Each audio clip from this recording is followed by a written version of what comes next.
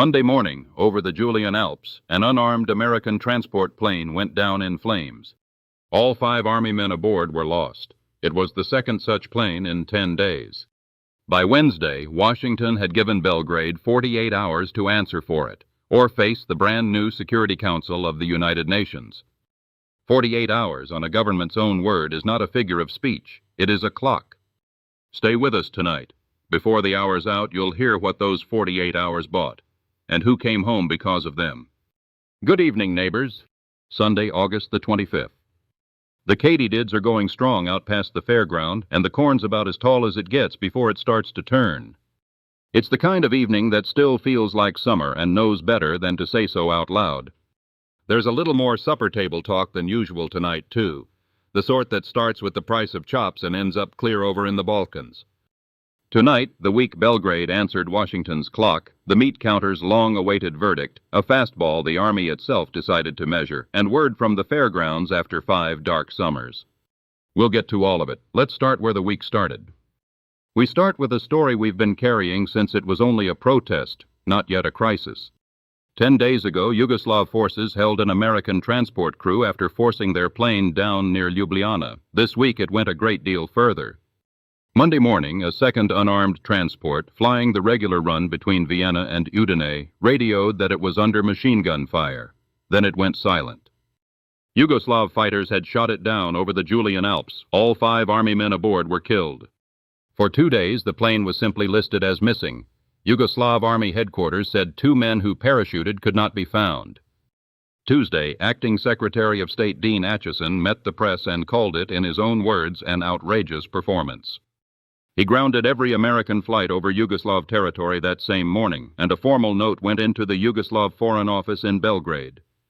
In Paris, where the peace conference sits, Secretary Burns told Yugoslavia's vice premier plainly that the United States could not tolerate this. He wanted 2 things from Belgrade at once: word on the men held and word on the second plane. Then, Wednesday at 5 o'clock in the afternoon, Washington did something it had never quite done before. Somewhere in the State Department that afternoon, a clerk typed out a note, and a clock on somebody's office wall started to matter more than it ever had before. Acheson handed Yugoslavia's charge here in Washington that note. Its terms: release the flyers, give American officers access to the wreck and any survivors within 48 hours. Or, in the note's own words, quote, the United States would call upon the Security Council of the United Nations to meet promptly and to take appropriate action, unquote. 48 hours, every front page in the country reached for the word ultimatum, and for once it was the government's own word, too. It was the first time since the war that Washington had spoken to a European capital in quite that language, and the new United Nations stood behind every word of it. The clock started ticking Wednesday evening. Wire desks on both sides of the Atlantic kept their teleprinters warm because nobody wanted to miss the moment Belgrade answered. Nobody in this country, high or low, knew for certain how that clock would run out. Thursday, before that clock ran out, the men of the first plane crossed into Allied hands near Gorizia, free, and reported in good health. That same day, at his residence in Bled, Marshal Tito told our ambassador he was, in his own words, extremely sorry for what had happened.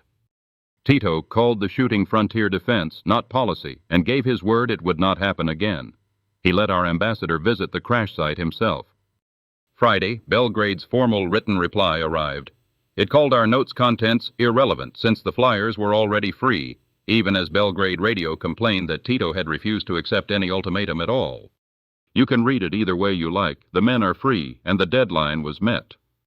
Saturday, the State Department released the entire correspondence to the press. Ambassador Patterson's reports, Tito's assurances, Belgrade's reply, all of it for anyone to read. Nothing hidden about it, a government laying its own cables out on the table for the country to judge for itself. And by Sunday's dispatches, the hardest part of this story had come down out of the mountains. A search party had found the wreck of that second plane, and this weekend Yugoslav authorities gave up the 5 men for return to American hands. Word from London tonight describes them coming down from the Julian Alps under a full Yugoslav Guard of Honor, caskets draped in American flags, officers walking behind, fighter planes standing by to escort them the rest of the way. The 5 Army men killed Monday were found by a search party and buried at first in a common grave near the crash site in a village churchyard. This weekend, Yugoslav authorities recovered them for return to American hands. Word from London tonight says they are being brought down under full military honors. Flags, an honor guard, a Yugoslav escort the whole way. As of tonight, the men of the first plane are free. The apology for the second has been spoken. Washington is waiting to see it in writing. The president followed all of this from a good distance away. Storms pushed his cruise south instead of north, and Thursday the Williamsburg dropped anchor at Bermuda. The royal governor, Vice Admiral Sir Ralph Leatham, came aboard to pay his call, and the president took a carriage ride to Government House, motor cars being scarce on the island. He's gone fishing off the yacht's stern, played a little poker in the evenings, and this very morning walked the streets of Hamilton to church. It was no idle vacation, though. By ship's radio, Admiral Leahy relayed the Yugoslav crisis to him at sea, cable by cable, all week long. A president can go fishing off Bermuda and still be running a foreign policy by wireless. This week he did both. He's expected to idle in those waters a while yet. No word of when he'll turn the yacht back north. Back home, the question that's had every housewife and every cattleman waiting all summer finally got its answer. Tuesday, the three-man price decontrol board ruled that ceilings are coming back on meat, livestock, cottonseed, and soybeans. Milk, butter, eggs, poultry, and grain all stay free of any ceiling at all. The board found the summer's meat prices, in its own word, unreasonable, and said supplies would likely stay short of demand at any reasonable price for a while yet. Now it falls to the OPA to write the actual numbers down. Until those schedules are written, the counter runs exactly as it has all summer. And at the stockyards, nobody waited around to find out. Hogs and cattle kept coming to market at prices this month has never seen before, right through the week. A board can rule on a Tuesday. It takes Washington longer than that to decide what a rule actually costs at the counter. On another front, Washington answered Moscow's demand for a say in the Turkish Straits. The note held that the Dardanelles are the business of every signing power, not the Black Sea states alone, and that any threat there is a matter for the new Security Council. Turkey answered for itself Saturday, no to joint bases with Moscow, but willing to sit down at a conference with the United States present to talk the whole treaty over again. That's twice this week alone the powers reached for that same new body at Lake Success. It's starting to look like where the world's arguments are going to be settled from here on. And Friday, a wage board ruling gave the seamen's unions less than they'd bargained for at the table. $17.50 a month in raises allowed, when some had signed for a good deal more. Talk along the waterfront tonight sounds less like grumbling and more like a fight brewing. The owners, for their part, are saying very little. And the Veterans Housing Program grinds on the way it has all year. Lumber and nails still short, starts still running behind the goal Washington set for itself back in the spring. From India this week, the grim arithmetic of Calcutta's rioting came into sharper focus. The rioting between Muslims and Hindus that began 10 days ago has ended. The city is quiet now under troops and curfew. Officials now put the count at more than 2,000 dead, over 4,000 treated in hospital, and caution the count is not yet complete. Unofficial estimates run higher still. Food rations were cut while looted stocks are restored, and thousands are homeless tonight. It was against that backdrop that the Viceroy, Saturday, announced India's new interim government. Pandit Nehru stands at its head, and it takes office a week from Monday. At Nuremberg, the trial reached its 210th day Friday, and after 209 days of testimony, the evidence is finally in. Tuesday, Goering himself was called back to the stand over medical experiments run on camp prisoners. "There cannot possibly exist a single letter which I signed," he told the court. He denied any knowledge of it to the last. The closing speeches for the organizations began this week and continue into next, nearly a year of testimony, and now the summing up. From Palestine, sabotage answered the deportations. Swimmers of the Jewish resistance movement, as the dispatches put it, mined a British deportation ship at Haifa Harbor, tearing an 8-foot hole in her side. A second transport was forced back to port as well. For now, no more intercepted immigrants are moving on to the camps at Cyprus. British troops answered with curfews and searches along the bay. From Tokyo, Japan's lower house approved the new constitution Saturday, renouncing war by a vote of 421 to 8. It goes on now to the upper house. One line from Greece before we move on. Next Sunday, a week from tonight, the Greek people go to the polls on whether their king comes home. Allied observers are already on hand for it. For the nation this week, Cooler than usual, clear across the Midwest and East, good sleeping weather, while out west the heat has held on stubborn. St. Louis is finally drying out from the wettest stretch anybody there can recall. And out over the Atlantic, the wires stayed quiet all week. Nothing brewing that anyone out there is watching tonight. Around here, expect it to stay pleasant and a little cool come evening. Fair skies the next day or two, nothing to trouble your plans. Sleep with the window cracked tonight. It's that kind of week. Down at Dot's Diner tonight, the talk was all about that meat ruling. Dot chalked nothing new tonight. The round steak's still sitting at the price she marked back in June, plain as ever, because nobody in Washington's told her different yet. She says she'll chalk the new price the day it's official, and not a day sooner. Until then, she's buying at whatever the truck brings. And the truck's been bringing plenty, at prices this county hasn't seen the like of. Hogs at the yards brought better than $20.90 a hundredweight in the middle of the month and higher since. A few loads of top cattle brought $30 and a quarter at Chicago, a price nobody at those yards had ever paid before, not even in the boom years after the last war. One customer at the counter allowed as how the cattlemen ought to enjoy their last free summer while it lasts. Dot told him to eat his supper and let Washington worry about Washington. Canning sugar's the one thing left on the ration book. Stamps 9 and 10, 5 pounds apiece, good clear through the end of October. The corn east of town stands shoulder high, and canning kettles have been going every evening since Tuesday. Peaches first, then the last of the tomatoes. A church cookbook committee met at First Methodist Wednesday evening to swap corn relish recipes and argue gently over whose grandmother's method was really the original. One of them swore hers came straight from a Kentucky grandmother nobody's ever met. Nobody at that table believed her, and everybody took the recipe home anyway. And if you've been down to Hollis Hardware this week, you've likely seen the crowd around the window.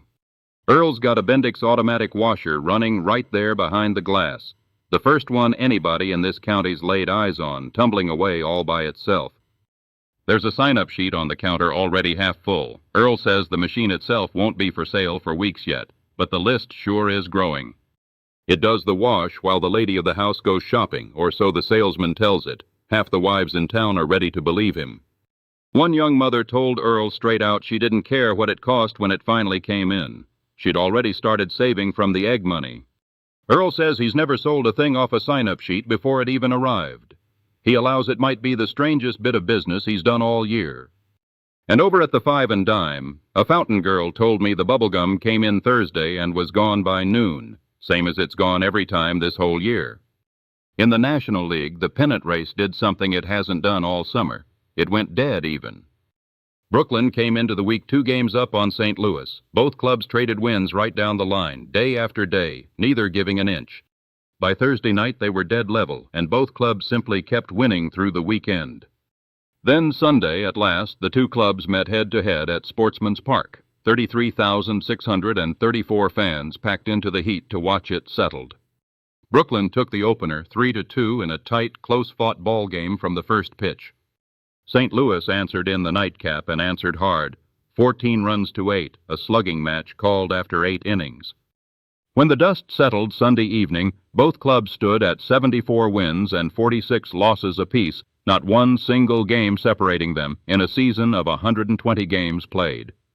They go again tomorrow, same ballpark. That's all either club knows tonight, and that's all we know either. In the American League, Boston's Dave Ferris won his 11th straight decision Sunday, and the Red Sox lead sits right where it sat a week ago, 14 games. And out in Washington, Army Ordnance men set their equipment up before a game at Griffith Stadium and clocked Bob Feller's fastball at 98 6/10 miles an hour, the fastest pitch anybody's ever measured. Then Washington's own Mickey Hafner, throwing nothing but a knuckleball, beat him 5-4 that same night, baseball's finest joke of the week.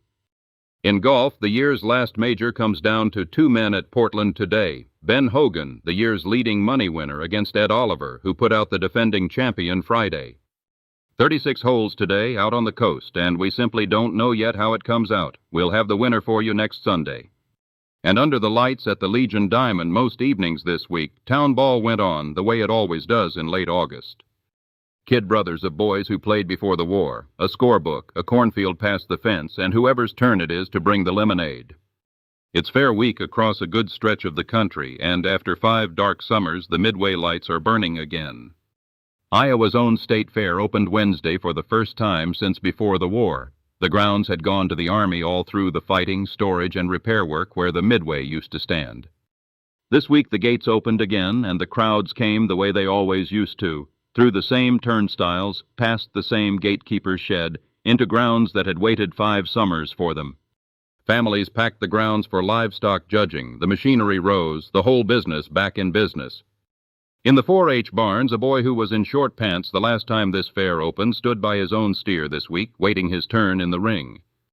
A good many families there hadn't been together at a fair since before Pearl Harbor, a father back from the Pacific, a mother who'd kept the home place going, sons grown taller than either one remembered. An old-timer there was heard telling anybody who'd listened that the last time he walked that Midway, his own boy was still in short pants. That boy's grown now, and walked it beside him. Our own fair opens the first week of September, same as always, and the talk down at the gate this week was all preparation. A farmer named Orville Tewksbury walked his prize Guernsey past the gate Thursday, just to let her get used to the noise before judging day. His 2 boys rode along on the wagon, arguing the whole way over whether her ribbon last year was really blue or just looked that way in the sun. Down on Main Street, the show window everybody's stopping at belongs to the new Studebaker, low, wide, a rear window that wraps clean around the back. It's the first genuinely new automobile most folks in this county have laid eyes on since before the war. Detroit's own new models are still nowhere in sight. The dealer says he's got no cars to sell yet, only the one behind the glass to look at. And he's had more lookers this week than he's had all year. Out at the schoolyard fence, the toy of the summer is still that little walking spring the youngsters call a slinky, $1 at the 5 and dime, and it'll walk itself right down a porch step if you let it. And the older boys have taken to clamping little gas motors right onto their bicycles. Whizzers, they call them, buzzing up and down the back roads on a summer evening like something out of a dream. One of them roared past the diner twice Thursday evening just to make sure everybody on the block had heard it the second time, too. At the 5 and dime, a clerk named Miss Pruitt set up her first ballpoint pen display of the season this week, marked under $5, a fraction of what the Miracle pen cost when it was new. School children pressed their noses right to the glass on their way home. The pen that writes underwater is a good deal more interesting than the arithmetic it's meant for. It's a small thing, maybe, but 5 dark fair seasons and 1 bright one this year is the kind of arithmetic that adds up to something. That's the week, then. A clock in Washington that ran out on time, a meat counter waiting on Washington to catch up with it, and a fairground gate that finally opened again. Small news and large news most weeks turn out to be standing closer together than you'd think. Well, Denderby's got the music hour coming right up on the dial, and that's his business, not ours. From the 2nd floor above the furniture store, take care of each other, neighbors, and keep your porch light burning. I'll see you Sunday. That's the week. This is Ray Colton, WMPQ, Maple Falls. Good night.